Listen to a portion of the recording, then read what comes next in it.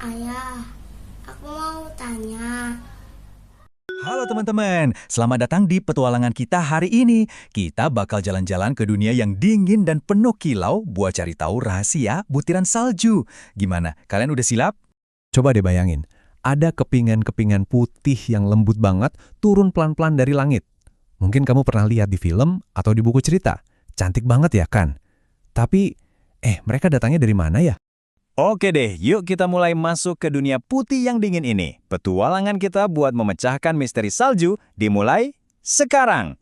Jangan lupa pakai jaket hangatmu ya, soalnya kita akan terbang tinggi. Nah, kalau kita lihat, salju itu warnanya putih bersih.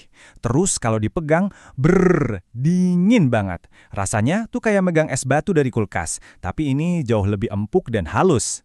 Ini nih, pertanyaan paling pentingnya. Kenapa coba butiran-butiran lembut ini bisa jatuh gitu aja dari langit?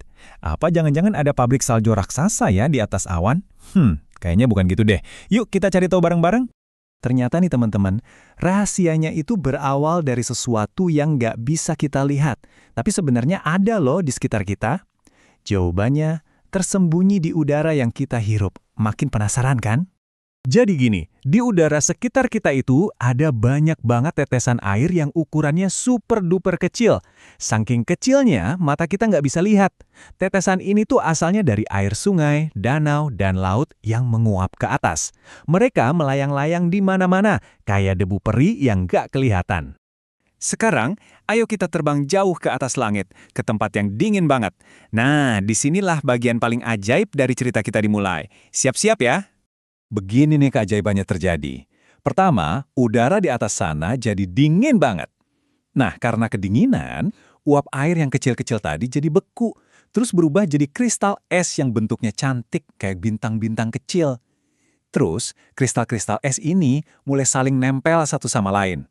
Kayak lagi main puzzle, sampai jadi lebih besar. Dan jeng jeng jeng, kumpulan kristal es yang udah saling menempel itu akhirnya jadi deh satu butiran salju yang cantik. Dan tahu nggak, setiap butiran salju itu bentuknya unik, nggak ada yang sama persis satu dengan yang lain. Keren banget kan? Petualangannya belum selesai. Setelah butiran salju ini jadi, mereka nggak diam aja di atas langit. Mereka siap-siap buat memulai perjalanan terakhir mereka yang seru banget. Yuk kita lihat gimana mereka menari-nari turun ke bawah. Karena sudah jadi lebih berat, butiran-butiran salju ini akhirnya mulai jatuh pelan-pelan ke bumi. Mereka melayang, berputar-putar di udara, kayak penari balet yang lagi tampil. Nah, inilah yang kita sebut hujan salju. Nah, jadi begitu deh petualangan ajaib sebuah butiran salju. Dari cuma uap air yang nggak kelihatan, jadi kristal es cantik di langit. Terus menari-nari turun, jadi hujan salju yang indah. Alam kita ini emang penuh keajaiban ya?